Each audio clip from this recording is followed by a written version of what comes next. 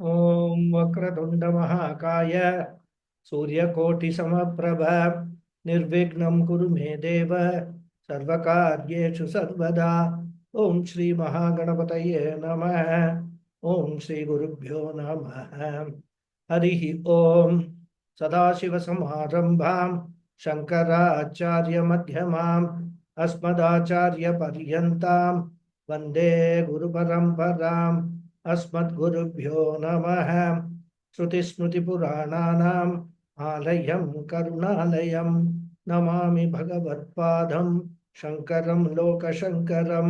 शङ्करं शङ्कराचार्यं केशवं बादरायणं सूत्रभाष्यकृतौ वन्दे भगवन्तौ पुनः पुनः। ईश्वरो गुरुरात्मेति मूर्तिभेदविभागिने व्योमवद्व्याप्तदेहाय दक्षिणामूर्तये नमः। ओम श्री मेधा दक्षिणामूर्ति स्वामिने नमः। ओम सहना भवतु सहनौ भुनक्तु सह वीर्यं करवावहै तेजस्विनावधीतमस्तु मा विद्विषावहै। ओम शांति शांति शांति। हरि ओम। श्री गुरुभ्यो नमः। हरि ओम। Namaste once again everyone and a very happy Diwali to all of you. Namaste Guruji. Namaste Guruji. Same to you. Happy Diwali. Namaste, happy Diwali. So today there are some absentees, 6 people. Hopefully they are celebrating Diwali. But now I told you that for the chanting, I thought that I will start with this alphabetical list from today. But I think Girish ji is not there, Hari ji is not there. Jayashri, Kala, are they there? They are not there. Lata ji is, I think she is excused herself because she's got some other issue. She's only listening. She can't chant now. So that brings us to Manjula ji. Manjula ji, are you ready? Yes, Guruji.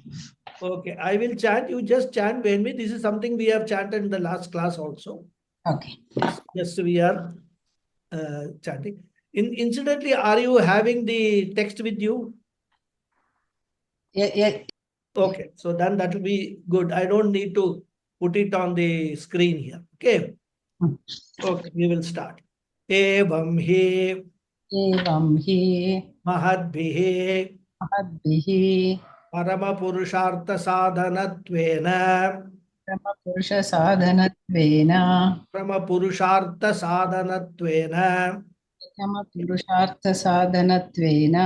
gurunayasena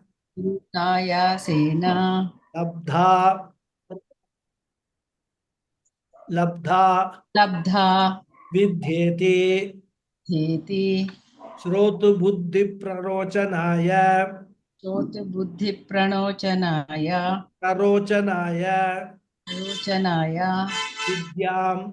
vidyam mahikaroti Again. Mahikaroti stutya prarocitayam hi vidyayam sadaraha pravatteran iti. Very good. Dhanyavada. Thank you very much. So, Bhagavan Bhashyakara in the previous sentence said that in the beginning itself, through the first 3 mantras, this Upanishad is revealing the connection between the knowledge and lineage of teachers for the purpose of glorification of this Vidya. Now, one may wonder how Vidya is glorified by narrating the lineage of teachers, by giving the list of teachers and revealing that so and so taught to so and so, who in turns taught to so and so, etc., how such a description can be said to be glorification of this knowledge? And he answers that question in this sentence starting with Evam hi mahadbihi. He says that the Upanishad is glorifying the Vidya, knowledge, by communicating the idea that this Vidya was received by great people for a great purpose and they gained this Vidya with great effort. And all this glorification is for the purpose of generating interest, value for the intellect of the listener. So great rishis received this teaching from their gurus. The rishis' names are listed in the first three mantras. And this shows that this Upanishad was not studied casually, It was studied with a great sense of purpose as the means for attaining Paramapurushartha. So this Vidya was pursued and achieved by great people as the means for Paramapurushartha, which is moksha. And they had to strive hard for that. It was not easy. They had to put in humongous efforts to reach the goal. They then acted as role models to inspire those who had a burning desire to reach their goal in this moksha pursuit. And that is why, there are two things, if we want to succeed in life, we must understand that there should be something or somebody to inspire us. That is very important because a role model is a very important for everyone in their life, whatever be your pursuit. And once that role model is there, then the value for that pursuit increases.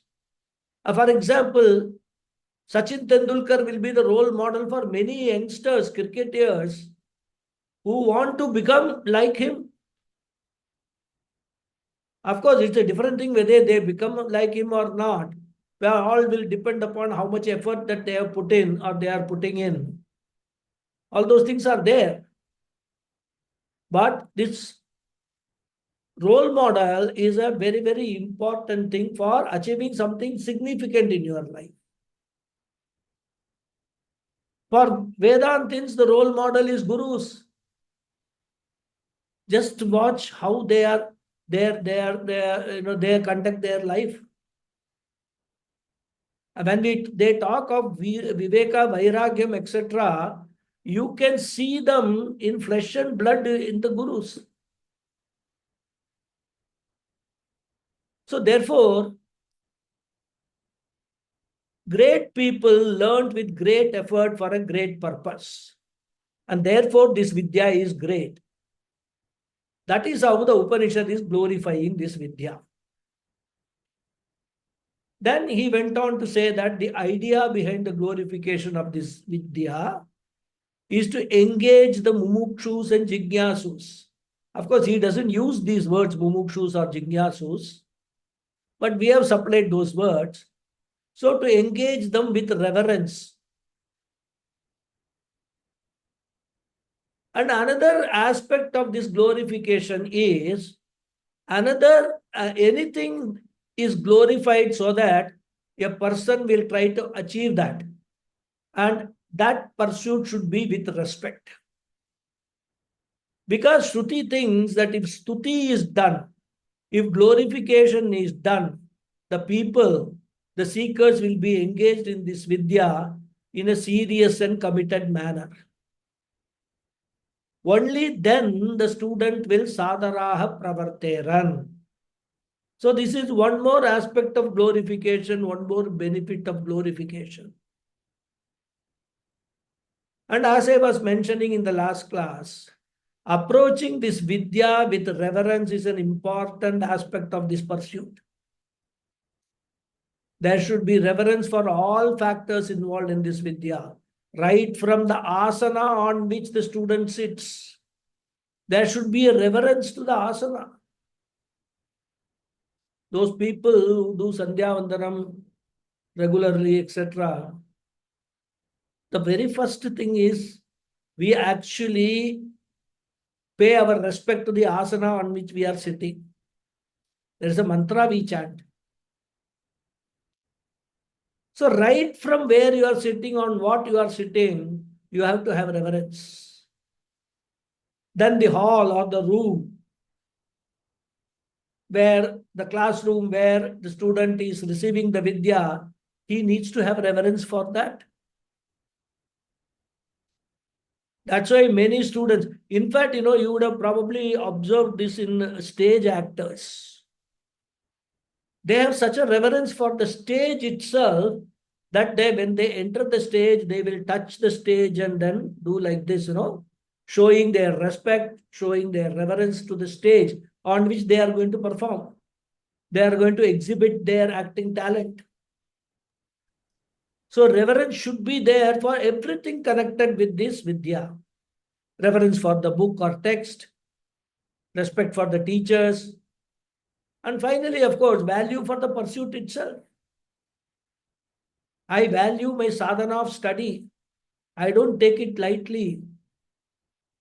And only when the person has got reverence for this Vidya will bless the person. That we must be very clear.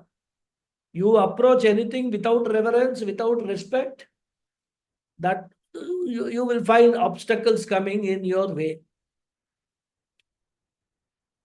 And that is why, our culture itself is a culture of reverence. We revere, respect everything in the universe. Right from plants, trees, animals, everything we respect. So up to this we saw in the last class. Because many people are intrigued by this Vedanta. They hear about Brahman, Maya and all that. There is a curiosity. But then some of them who join Vedanta classes say, if I have time, I will attend the class. And their argument is, even if I miss a few classes, what is the problem? Recordings are available. That is not the correct attitude. That shows, it's a casual approach. There are other things that you want to do in life. There is no problem with that. The problem is that don't sail on two boats. Be very sure what you want to do in life. Choose one path. If you want to be in samsara, you want to be in a worldly life, you want to pursue artha kama, do it. Do it full-heartedly. The Shastra doesn't stop you at all. Shastra is not holding your hand or dragging you to Vedanta. Because when, suppose we want to catch a flight or a train, we are not casual about it, isn't it? Because it is important for us. We have to catch a train and go somewhere to attend some marriage. So, what do? The train may be at 5 o'clock. We will reach the station at 3 o'clock itself. We will have enough time so that there is no something mishap doesn't happen on the road, on the way, so that we miss the train. All that seriousness is there. When it comes to Vedanta class, okay, today I will not attend. That casual approach should not be there. When there is something important for you, you are not casual. Similarly, here also respect should be there. And if I have respect for Vidya, then Vidya will have respect for me and it will bless me. To the extent I have respect, it will bless me. And therefore, he said, Sadaraha Pravarteran.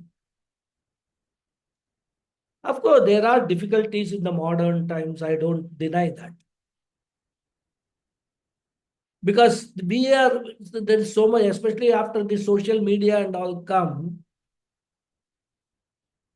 many people, in fact, this Vedanta subject has been included in some university curriculum also. So it is the study like any other subject, physics, chemistry, Vedanta, Upanishad. When people have got a rational approach or secular approach towards the study, many of them, they don't believe in doing namaskaras to teachers. Of course, I'm not talking about in India. That may not be the case, but in the Western world, that is something which is there. They call the teachers by their first name, John, hi John, and all that. They will be sitting with the teachers in the same canteen.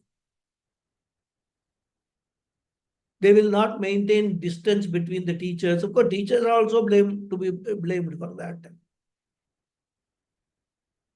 So this idea of respecting the teacher will not be easily acceptable. There will be some resistance. And many people will argue, what is so great about a teacher? He is doing his job, he is getting paid for it. That is his duty and all that. Of course, we have to say for other type of vidya, other subjects, it may be okay, perhaps okay, I would say. In fact, that also should not be approached. Any teacher is a teacher, should be respected. But certainly not for Vedanta. Because in Vedanta, you have to have the full grace of the teacher with you. There will be many places where our intellect may have some resistance. There may be a statement we will come across in the Upanishad, and we may think it doesn't look logical. How can I accept it? The teacher also will agree that it is not logical. But he will ask, is it illogical?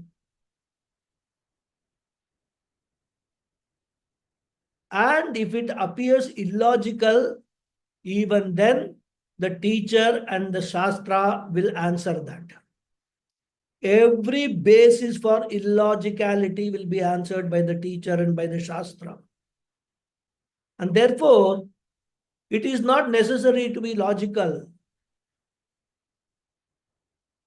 And naturally, many times, Buddhi will have resistance because it is used to accept only those things which are appealing, logical to the Buddhi.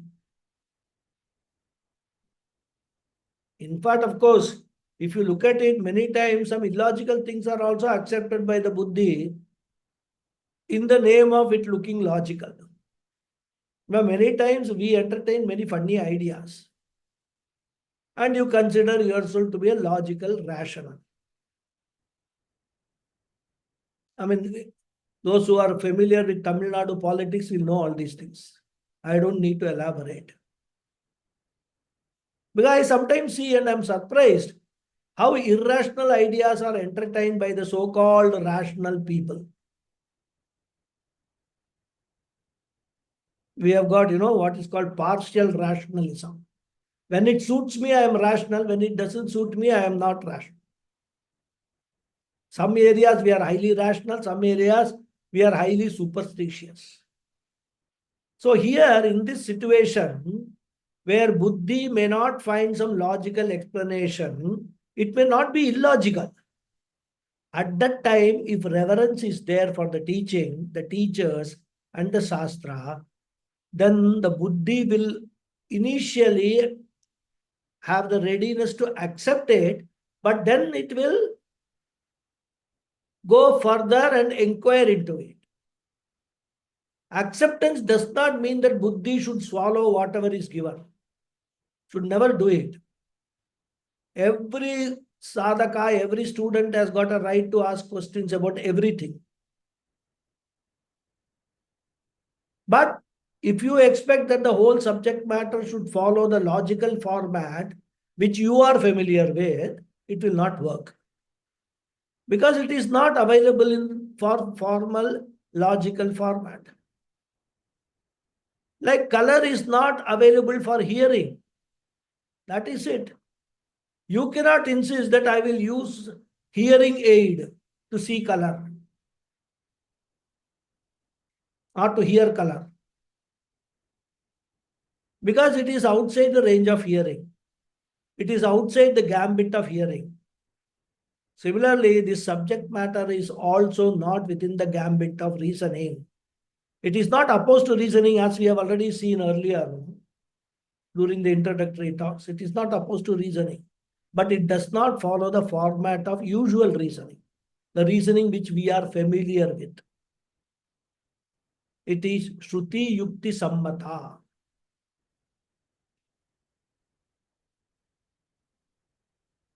So it follows Yukti, reasoning, which is in keeping with Shruti.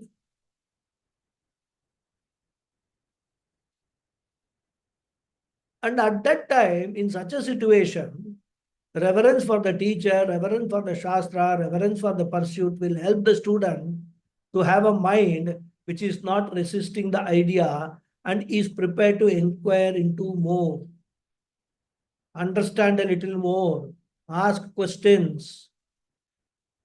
And that approach will be there when sadharaha. Adarena saha sadharaha. Therefore, sadharaha pravarteran. So the purpose of glorification of the Vidya is to engage the seekers of freedom into this Vidya with reverence. This is the purpose of Stuti, glorification.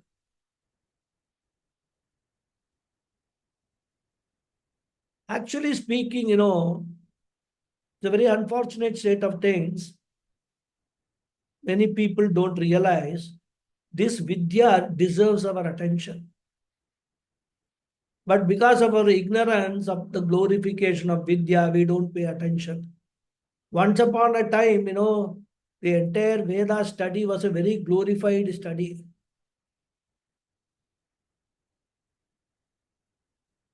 But things have changed. We should not think that if stories are made or if this glorification of Vidya is all some exaggeration of its importance. Vidya actually doesn't have anything, it's only advertisement, only a hype, which has been created by some people, some vested interests. That is not the case. Vidya has got greatness, but many a time it happens that there is something really great, something's really worthwhile, but not knowing its importance, we ignore it. And the biggest example in recent times is Yogasana. Today, everybody accepts that Yogasanas are very important. It has been introduced even in jails to improve the physical and also the mental health of the inmates there. But not knowing its importance, we ignored it for a long time. Very few people were practicing. And that is why our Prime Minister Narendra Modi ji, when he glorified it, now you see how yoga has gained so much popularity in the world. All because it was glorified by a leader of a vast country.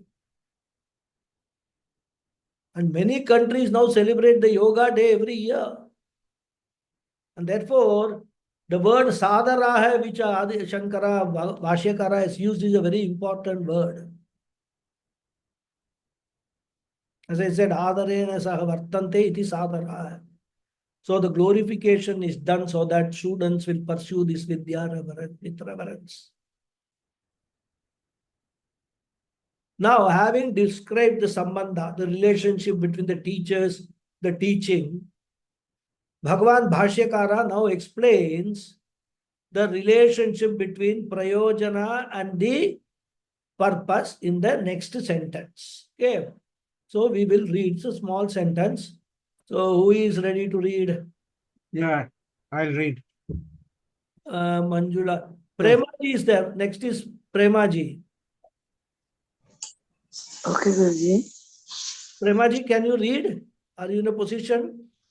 Chant Yes, after me. Chant after me, Radha. okay. Okay? Yes. Okay, good. Can So, you hear me, Guruji? huh? Can you hear me? Can you hear me, I can hear Guruji? you. I can hear you. Yeah. Mm-hmm. So I will chant. Okay. Okay. प्रयोजनेन तु प्रयोजनेन तु विद्यायाः विद्यायाः साध्यसाधनलक्षण साध्यसाधनलक्षण सम्बन्धम् सम्बन्धम् उत्तरत्र उत्तरत्र वक्ष्यति वक्ष्यति भिद्यते हृदयग्रन्थिः हृदय भिद्यते हृदयग्रन्थिः भिद्यते विद्यते हृदयग्रन्थिः इत्यादिना. इत्यादिना. Thank you very much. So now Bhashyakara is entering into a very important aspect of the entire Vedanta study. He is talking about what we call Anubandha Chatushtayam. Anubandha Chatushtayam refers to the presence of four aspects in scripture for the scripture to be accepted as a valid source of knowledge by the parampara. So when anybody is writing any text, Vedantic text, these four aspects should be very clearly available in the text, and then only it will be accepted by the parampara. So it's a sort of a validity test. And these four aspects are important because after knowing these four aspects, one gets inspired to study the Shastra. So normally, what is that message somebody has sent?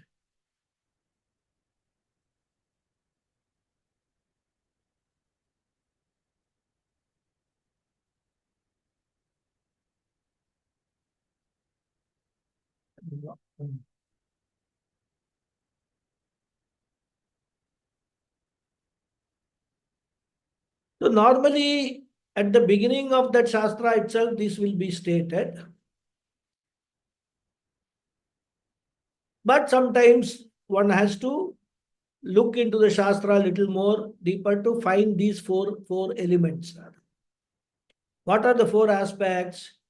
Adhikari, Prayojana, Vishaya, and Sambandha. Which all these four needs to be disclosed in the text. So as I said, the result of this knowledge of Anubandha Chatushtayam will give a person an overview of the contents of the Upanishad and also lead the person into the study of the Shastra. Yat jnanam anushrota grantena bhadyate iti anubandham. So anubandha is that by which or by knowing which the listener is connected to the text. So this fourfold information is given to help a person to decide whether he should study the text or not. Just because somebody is teaching does not necessarily mean it should be relevant for you. Suppose somebody is going to teach theory of relativity, free classes in Zoom. Will you join? Some people will join because it will be of interest to them. They would have had the necessary qualification for that and all that. Similarly, when somebody takes up the study of Shastra, one should ask oneself whether I should study this text or not. For that, for coming to that decision, one needs to know these four aspects of Anubandha Chatushtaya. So what are the four? First is Adhikari. Who is the fit person to study the Shastra? If a book is meant for a PhD, then it is not suitable for a beginner. Like there is a text called Advaita Siddhi by Madhusudana Saraswati. It is a book meant for an adhikari who already knows the Nyaya Shastra and also who is interested in the refutation of Dvaita Mata. So if you are interested in that, then you will take up Advaita Siddhi. If you are no interest, suppose you know nothing about Nyaya Shastra, Advaita Siddhi will be useless for you. Or one who is interested in knowing the defense of Advaita against Dvaita. A beginner who doesn't even know what is Brahman, who has not even touched Tattva Bodha, will find all these to be too much. So first is the qualification. Adhikaritvam should be there for the study. Second is prayojana. What is the prayojana? You gain so much knowledge that the study makes you a scholar so that you can answer any doubt from any system. You come across a Dvaiti, a Visishta Advaiti, a Buddhist. Everybody has got their own viewpoints. So as an Advaitin, you must be able to refute, you must be able to point out what is the glory of Advaita, what is the teaching of Advaita.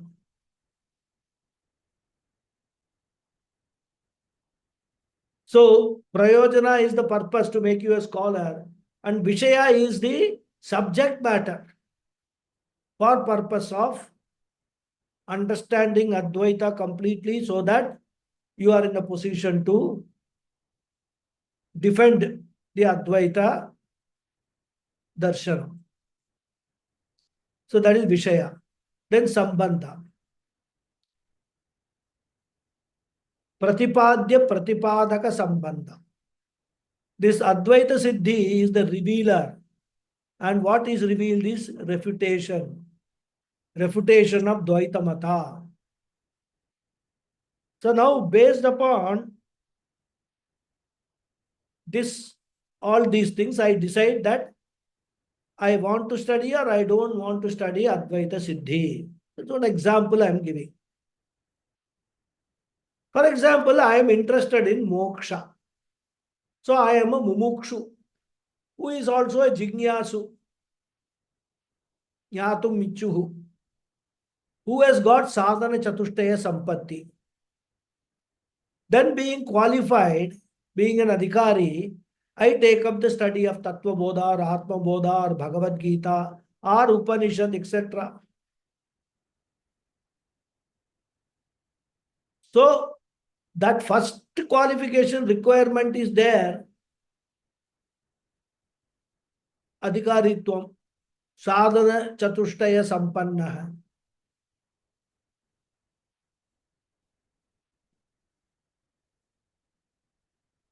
So it's like, admission.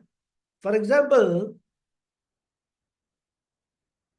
for admission to a medical study, one has to be qualified, or one has to qualify in the NEET examination, NEET.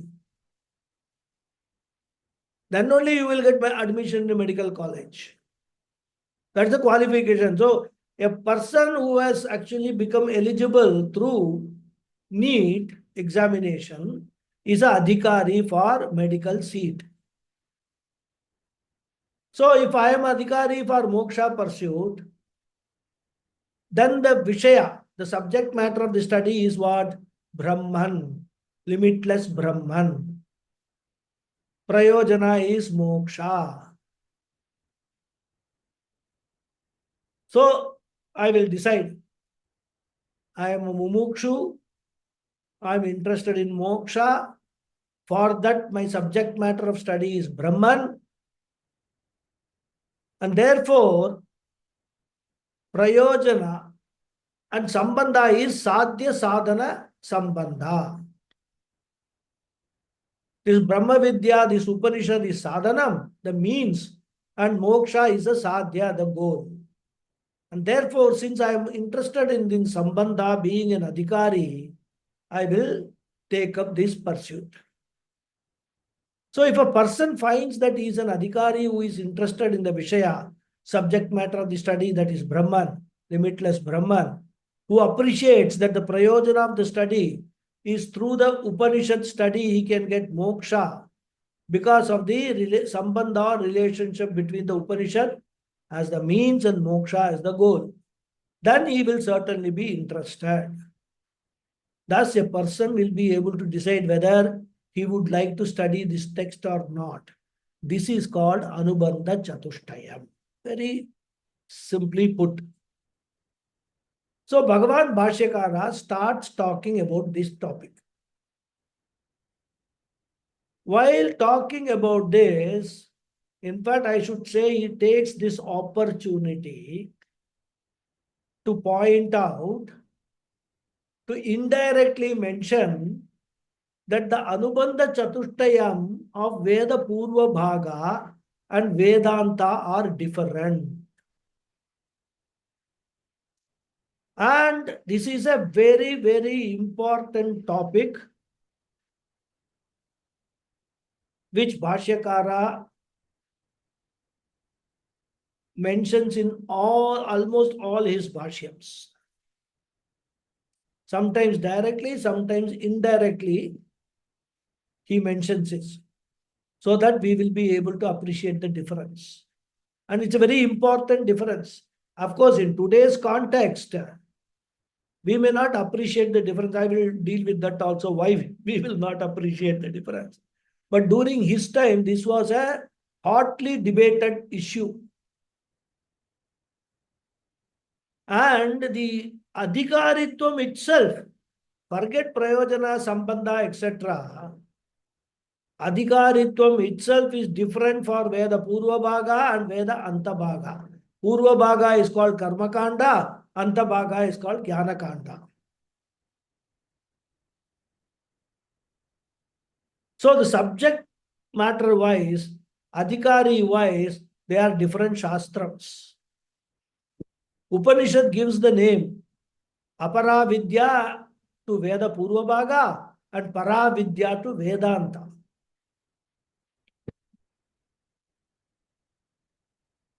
Even though both of them are valid sources of knowledge, they are pramanam. But they are pramanam in different areas. And that is made clear by Bhashyakara, so that our approach and understanding will be proper. Otherwise, what will happen? Our approach in Karma Kanda is, after knowing the mantras and vidhi, we have to do it to get the phalam. Isn't it? We learn the mantras. For example, we learn the Rudram, Chamakam and all that. And after that, how to perform an Rudra Abhishekam and all, we will learn. After that, to get the result of that, we have to actually perform the Rudra Abhishekam. By merely knowing, we will not get the punya or whatever result we want out of that. Take the case of Sandhya Vandanam. You have to first know the mantras, learn the procedure, and then do the Sandhya Vandanam karma. Then only you will get the benefit. So, Veda Purva Bhaga or Karma Kanda approach is first know it and then do it. If we don't know the difference between Veda Purva Bhaga and Veda Anta Bhaga, we will think in Vedanta also we are supposed to first know it and then do something. We will think that we have to first get the knowledge of Brahman and then do something to attain Brahman. That is not the case with Vedanta. In the case of Vedanta, once you get the knowledge, that is done. Nothing else is to be done. Knowing Brahman is becoming Brahman. In fact, this Upanishad will itself later say, Brahma Veda Brahmaiva Bhavati. So these are all important points to be borne in mind while learning the Upanishad, which Bhashyakara is highlighting. So we have to have specific approach towards this specific Shastra.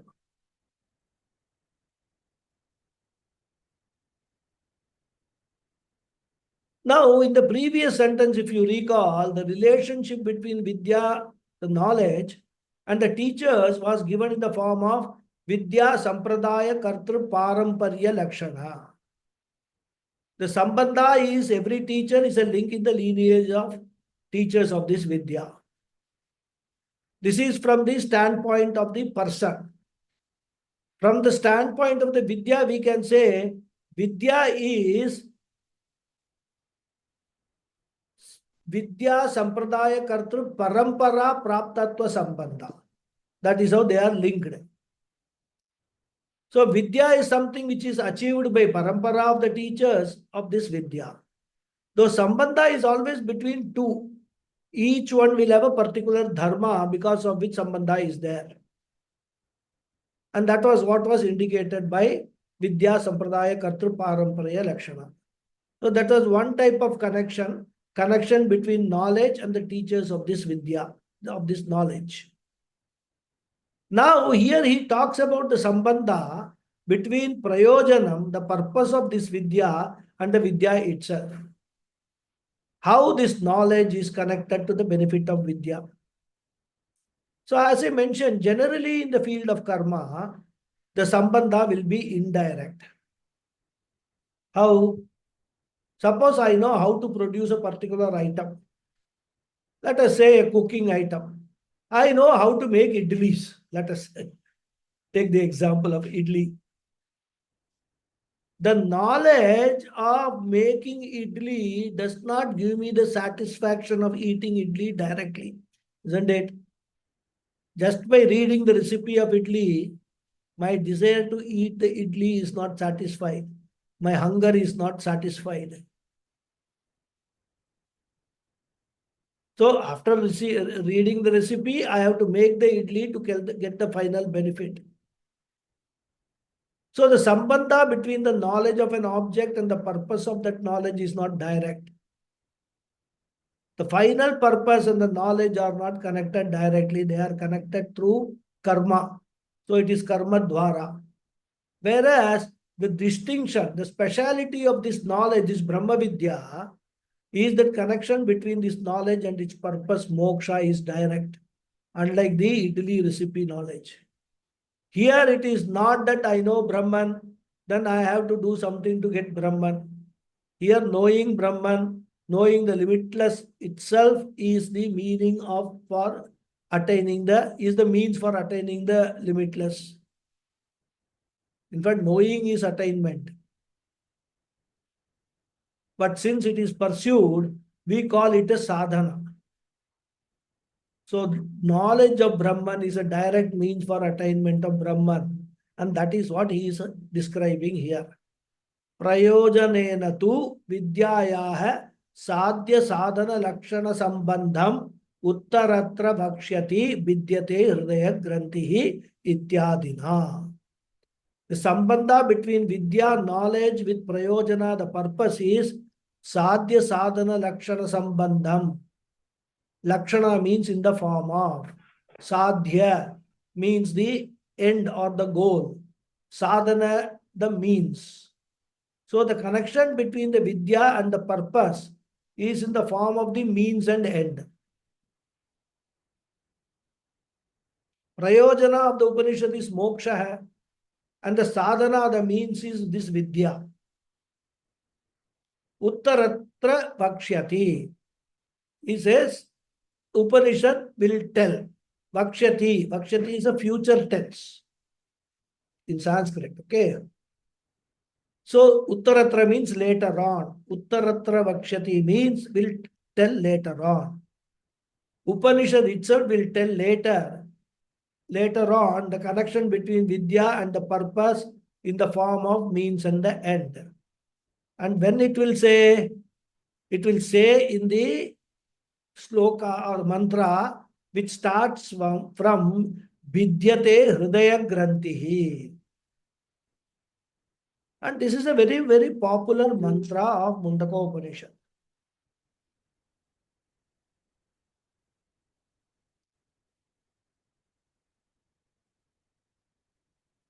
Vidyate Hridaya Grantihi Chidyante Sarva Samshayaha Shiyante Chasya Karmani Tasmin Drishte Paravare.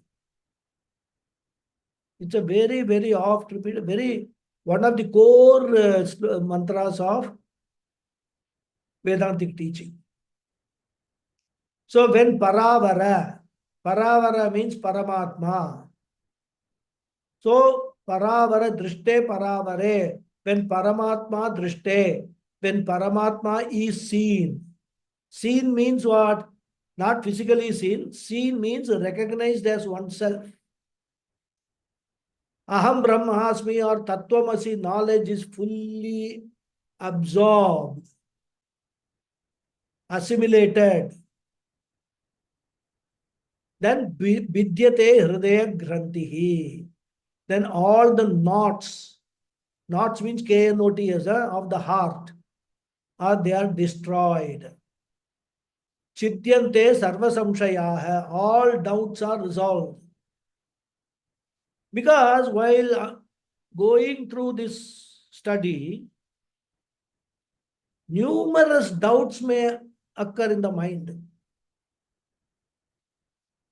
They will not be answered by the Upanishad. And that's why you have to either go to a guru or go to Bhashyam and study study the Bhashyam through a guru. In fact, there is a text called Sri Brahmavit Ashirvada Paddhati written by Vidyaranya Swami. And in that text, this particular mantra is commented upon. So when you say Vidyate Hridaya Granti, mean all knots are destroyed, all doubts are set aside. Question is, what are types of doubts can come? In fact, for our little intellect, it is very difficult even to visualize the doubts. So Vidyaranya Swami comes to our help. He gives a huge list of possible doubts. Sometimes when we read, we don't even know that such kind of doubts can also be there. Many times it happens, In the class, one student, the teacher will ask, any doubts? Nobody will speak. They'll all keep quiet. Then one student will raise a doubt. Then everybody will go, oh, that doubt even I had in my mind. Right? This is a very common occurrence. So Vidyaranya Swami has given a list of all possible doubts that can come up in the mind, in the intellect, during the course of this study of Brahma Vidya. Where there are some people who very proudly say, oh, Upanishad and all is no problem. I don't get any doubts. And sometimes they are surprised at how others get so many doubts.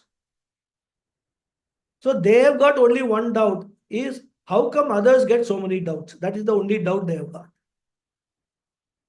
But some others who have this attitude have got a problem also. They say whether it is okay not to get any doubt. Actually speaking, it is not necessary that everybody should get doubts. If you don't get any doubt also, it is okay. Because sometimes you have got enough punya. Everything is understood very clearly, so there is no doubt. But there is a possibility. In fact, there are two possibilities. The first possibility, which is a good possibility, is that you understand everything very clearly.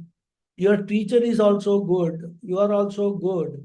Teacher has got lot of punyam and he has also got such a brilliant student like you.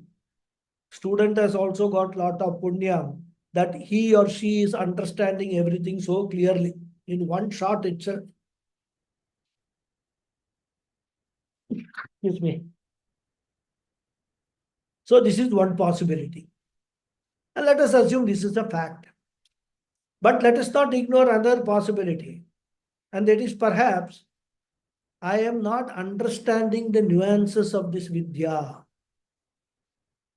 I am taking things very superficially. And therefore, everything looks okay. That is also possible. When I don't understand fully, completely, then also everything will seem okay. Because in your mind, you've already made a conclusion. After all, what is the teacher telling? Atma is Brahman. Jiva is nothing. Jiva is Mithya. Jagat is Mithya. Brahman is the only Satyam. What is the big deal in understanding this? And everything is happening because of Maya.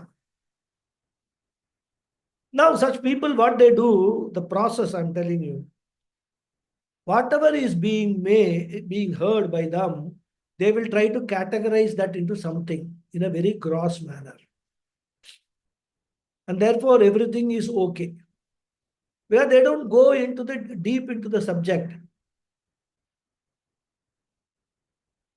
If you ask them, why does the Upanishad say Jagat is Mithya? What is the definition of Mithyatvam? It may not be clear to them. They say, oh, Jagat is Mithya, that's all, Mithya. So they generalize. So there are some people like that reductionist approach. Everything they reduce to something and take it in a superficial manner and having the satisfaction that they have understood everything. So they have no doubts. That possibility is also there.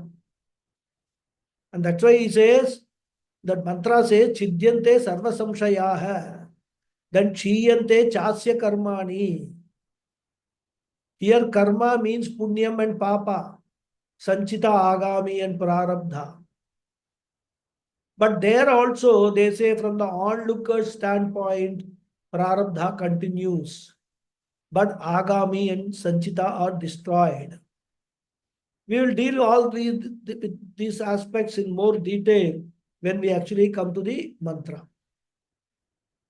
Tasmin drishte paravare. That which is para and avara.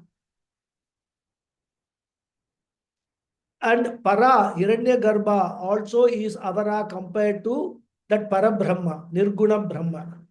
When it is seen, drishte, when it is recognized as oneself, this is the result, which is otherwise called moksha. So this part is going to be talked there. So what is moksha? Very simple. Moksha is a state where vidyate hridaya grantihi, all the knots, all your emotional issues, emotional trappings in the form of these knots in the heart, they are all untied. Everything becomes very clear to you. And chidyante sarva samshaya. All your doubts about Jagat, Ishvara, who am I, etc., is all resolved. That is moksha. So moksha is not some super, some super state.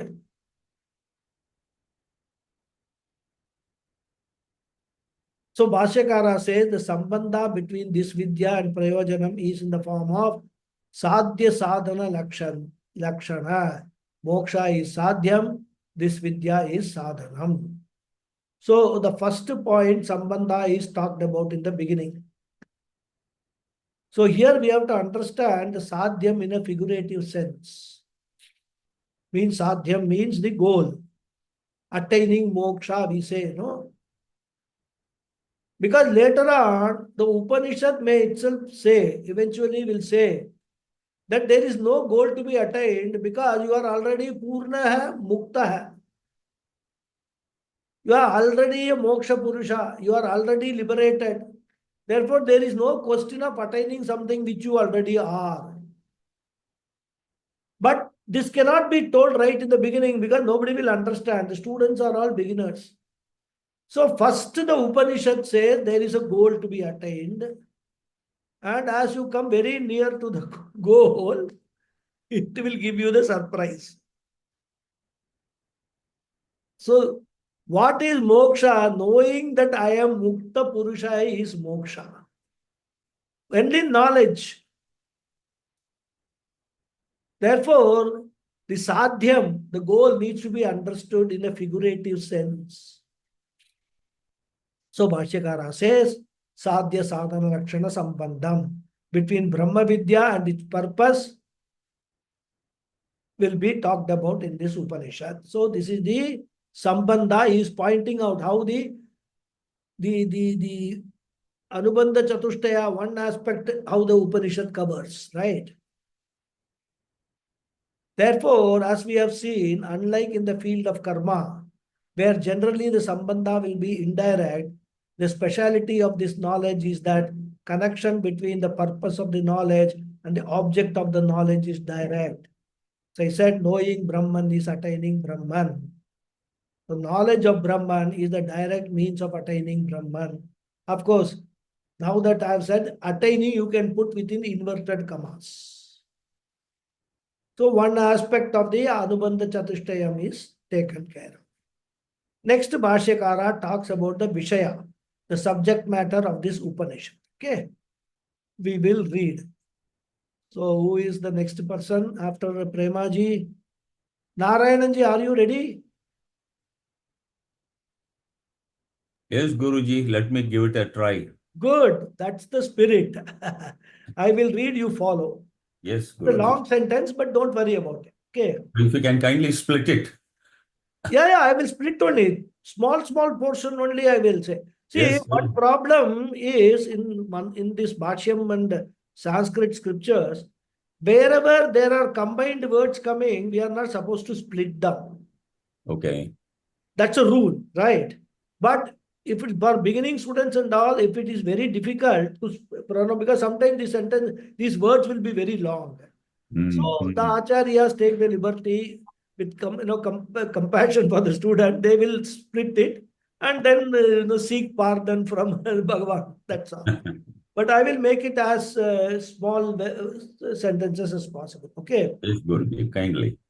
Atra cha Atra cha aparashabdavachyayam aparashabda vakyayam Rigvedadi lakshanayam rigvedadi lakshanayam vidhi pratisheda matra parayam vidhi pratisheda pratishta matra Pratisheda parayam Matra Parayam Vidyayam vidyayam samsara karana vidyadi Vidyadi Dosha dosha Nivarta nivarta Katvam Na Asti nastiva nasti iti Na swayam Asti Iti न अस्ति इति Swayam स्वयं Evokva एवोक्त्वा Parapara परापर Vidya Vidya Vedakarana Purvakam वेदकारणपूर्णकम् Purvakam पूर्वकम् my apologies Avidyayamantare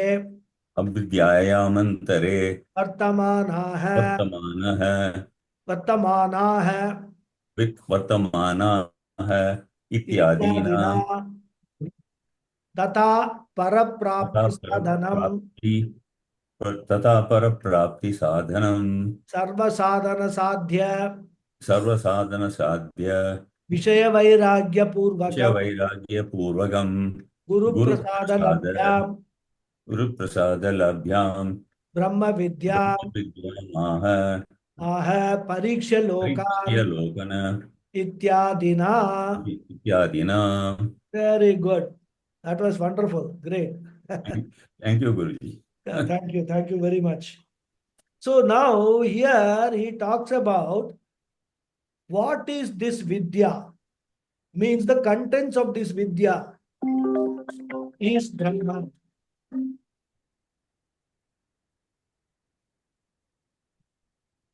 So Brahma Vidyam Aha. So it's a very long sentence. So the main sentence is Brahma Vidyam Aha. Aha means speaks of, tells, presents. So here also we have to supply the conclusion of who is the Karta. Who is the Karta? who is telling the Upanishad. This text Upanishad speaks of Brahma Vidya, the knowledge of Brahman. This is the main sentence. The other details we will see in the next class. Okay.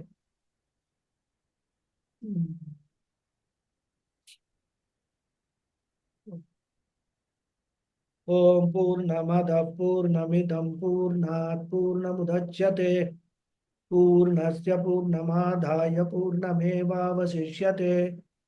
Om Shanti Shanti Shanti. Harihi Om Shri Gurubhyo Namaha. Harihi Om. Dhanyavadaha everyone. ಧನ್ಯವಾದ ಗುರುಜಿ. I hope you all marked it. Did you all mark the attendance? Thank you very much. Thank you. Thank you, Guruji. Hari Om.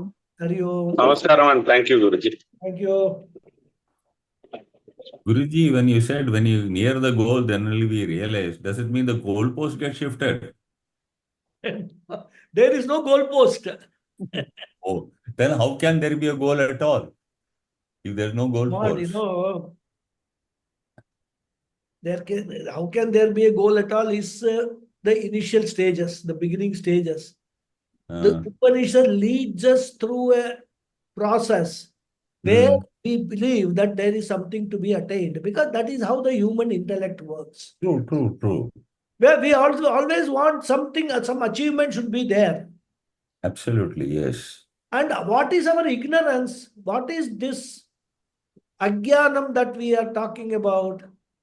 It is the ignorance of this fact that there is nothing to be achieved. You people are running helter-skelter throughout 80 years, 90 years of your life. This is a waste. No, If true, you but understand- in order that the life becomes meaningful, you need to have a goal. Otherwise, Yes. it is meaningless. Correct. You have to need to have a goal. So what the goal says, what the Upanishad says is, this is your goal. Your goal is, what are you searching for in your life? You are searching for happiness, correct? Correct. In and through every experience, you want to be happy. Will anybody say, I am going through this because I want to be sad or, grief-stricken? Nobody wants that, right? Even animals don't want it. Forget about human beings. So we want to be happy. That is the basic, simple definition of everybody's goal. True. Ultimate goal is in and through every seeking that we do, in and through every object, property that we acquire. What is the ultimate goal? We want to be happy. Correct. We think that by acquiring this, we will be happy. So we acquire that. We are happy, no doubt, but that happiness doesn't last long. Then we say, oh, that was probably not sufficient. Now I have to get into this relationship. I have to acquire this relationship with this wonderful person. Then I will be happy. Then you get into the relationship. You are happy for some time. Again, things. Temporary it is. So our search in life is to become something other than what we already are. We are never ever satisfied with what we have. So that is the whole reason behind our struggle, all the efforts that we put in, all the karmas that we do, whether it is going to a temple or whether doing some puja or whether going and buying some property, saving something, everything that we do, each and everything is only one goal, to be happy. Happiness. So what Upanishad says, you want to be always happy? Yes? You say yes. Okay, come with me. I will take you. There is something called moksha. So if you attain that moksha, you will become happy. Okay? So you say, oh, okay, very good, very good. Now I got my solution. So you go along with the Upanishad. Then Upanishad teaches you your real self. What is the real self? What is the real nature of the world? This creation, what is this creation? It teaches you everything. And once the Upanishad is confident that you have understood everything the way it has to be understood, the Upanishad will tell you, you have already reached the goal, because You are already a liberated person, a happy person. You are actually yourself created all these problems for you. Mm. You, because of your ignorance, you were running behind this and that in search of happiness. Whereas you are Ananda Swarupa yourself. If you understand that there is no pursuit, there is no running behind anything. But to come to that understanding, Mm. you have to travel through this entire thing. So the goalpost is there. Goalpost is not shifted. The goalpost vanishes because you have already reached there. So And that's all is the goalpost is something imaginary, that means. it is imaginary. That is Mm. what, not imaginary, I would call it.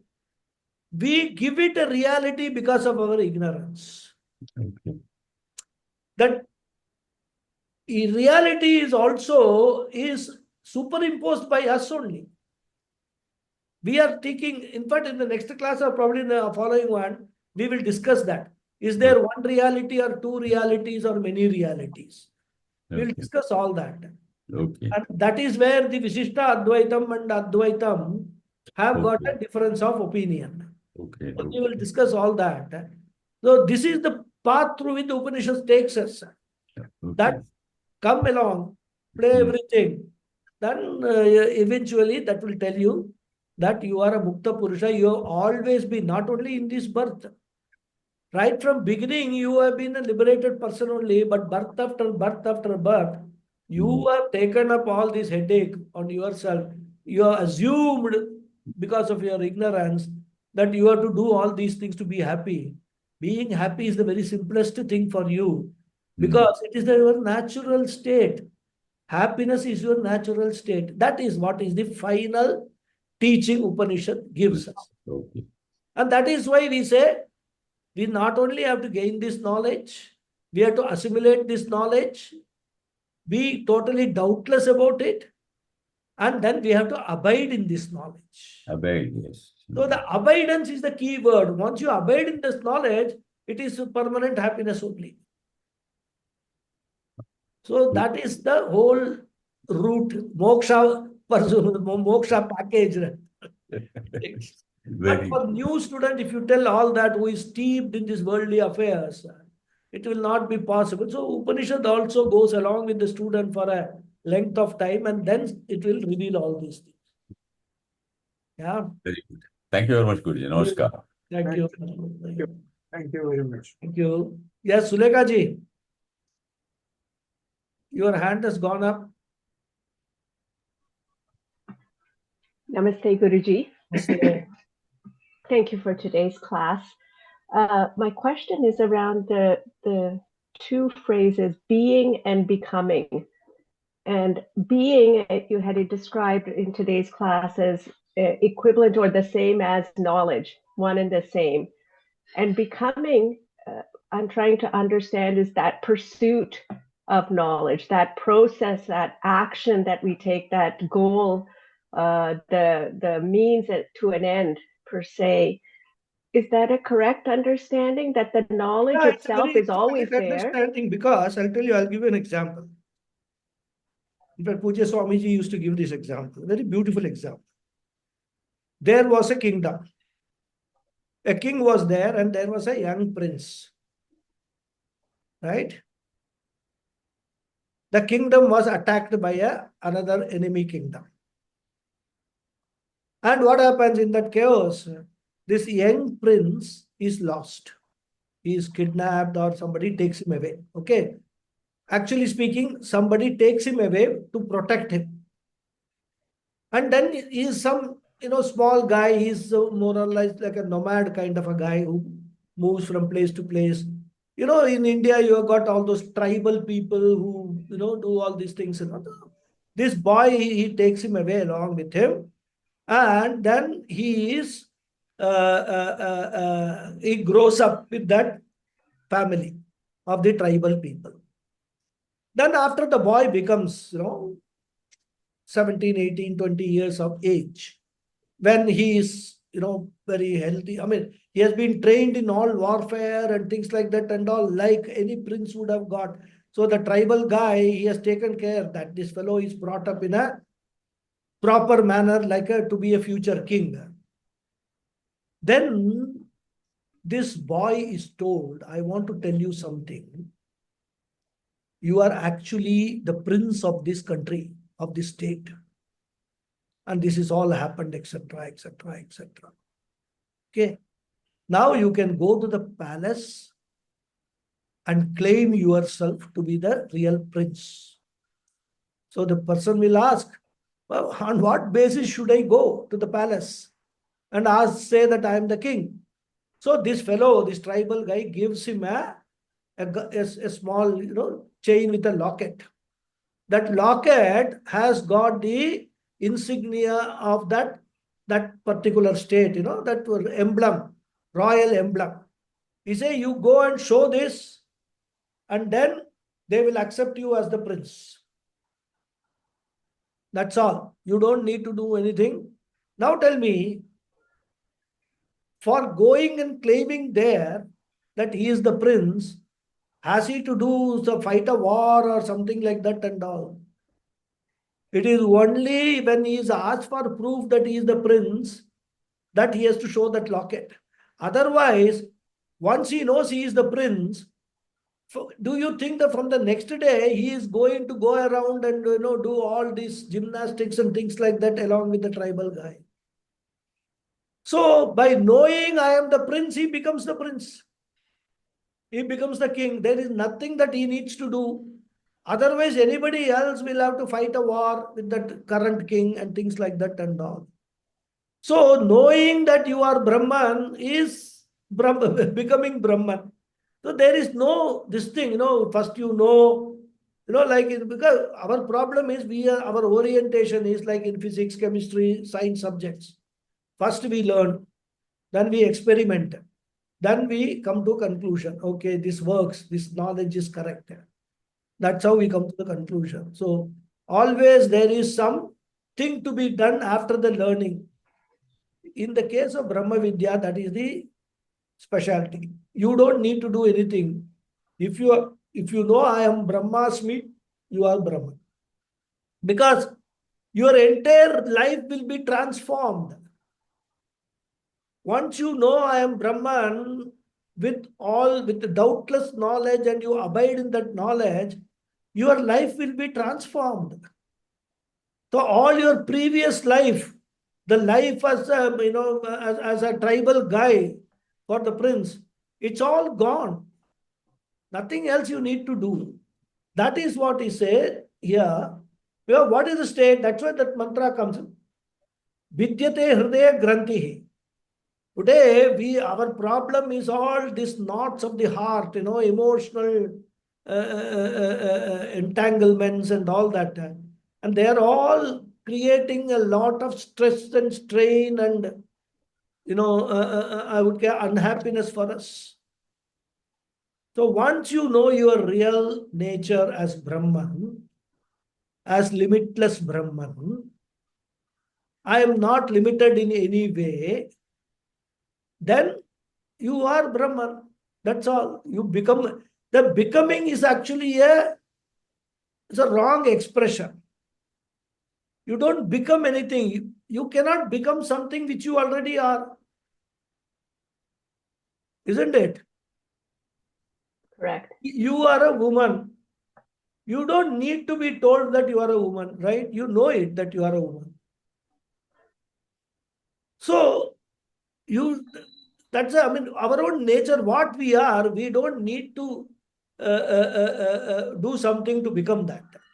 So whenever we use the word attain, become, achieve, and all that, they are all used in a figurative sense. Because actually speaking, there is no distance between me and Brahman. Because I am Brahman. Isn't it? So where is the question of traveling, attaining, and all that? There is no question. In fact, in the next portion, Bhashyakara will explain the meaning of the word Upanishad. Upanishad itself means Brahma Vidya. He will explain. There, he will take the three meanings of the verbal root, sad. Because Upanishad is there, you know. So that is, we will explain all that. I will deal with that when I come to that. So there is no going. There is nothing that you have to travel and then you have to become Brahman and all. No, nothing like that.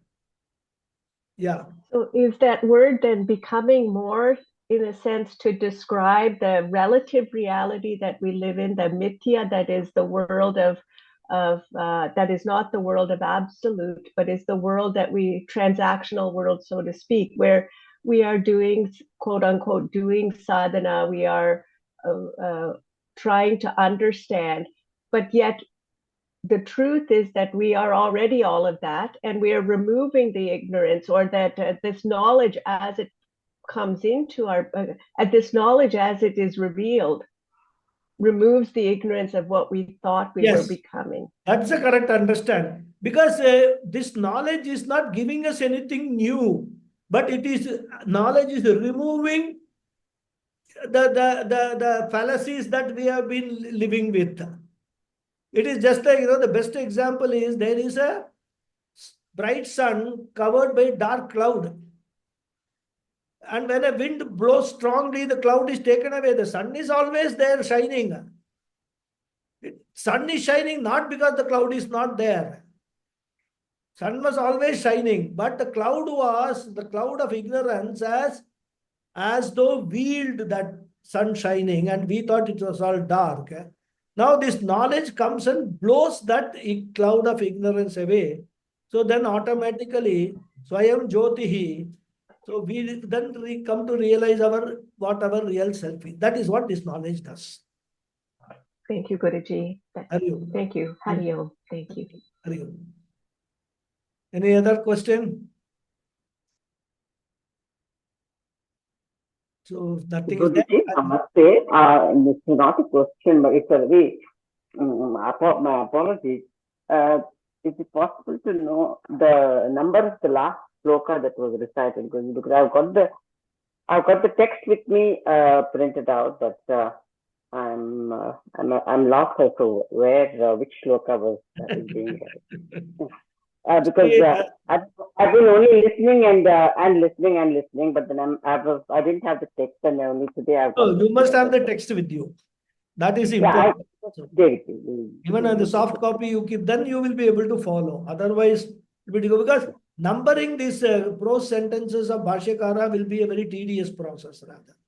Okay, no, Guruji, I think I assume that the slokas that are being read are according to a number. No, it is a continuous text, I am reading a continuous text one after the other. Yeah. Okay, I'll just listen to it again, and I'll try to trace where in the text. Yeah. If you keep the text, even soft copy, that open it in phone or something, then you will be able to follow. Because I am taking normally one sentence each, right? Sometimes the sentences are big, sometimes sentences are small. But every sentence I am taking and explaining that sentence. Okay. So numbering will become very, very difficult. There's some numbers here in the text, that 1, 1, 3, Mantras can be there. Mantra number I can give. But Bhashyakara explanation post this prose text. I don't know how can I give the number, or if I sit. No, Guruji, I think what I see the serial number is the samadhanam of every samadhanam is given a serial number. But I'll listen to the class once again, and I'll look at where we are. If I do that, I have to do for the whole Upanishad. Each sentence one number I will have to give and all. But you must be able to follow. I mean, you don't need a guidance. Once you have the text with you, you should know that the last class up to this we have finished. Now we are going to start this. I'll listen to it once again, and I'll mark where we have. Yeah. Okay. Thanks. Hari Om. Hari Om. Hari Om. So we'll close the session. Continue on Monday. Hari Om. Thank you, Guruji. Thank you.